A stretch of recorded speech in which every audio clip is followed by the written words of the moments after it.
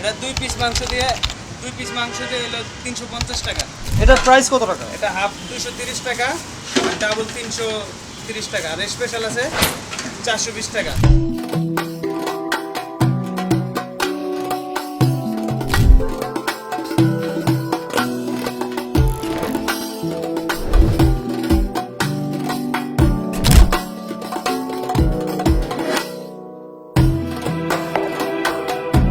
এখন তো রোজার মাস, এখন কেমন চলতেছে?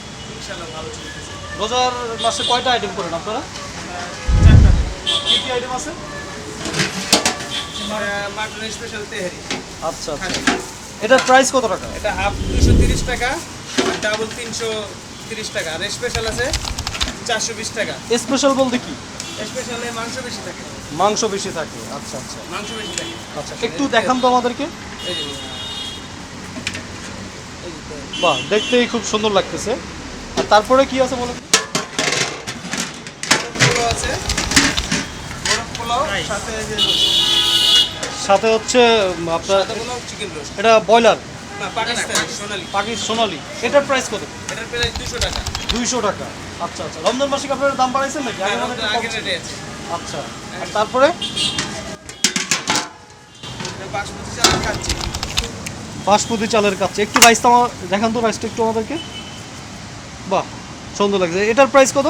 এটা 2 পিস মাংস দিয়ে হলো 350 টাকা, 350 টাকা। আর 1 পিস মাংস দিয়ে 250 টাকা, 3 পিস মাংস দিয়ে 520 টাকা। 520 টাকা।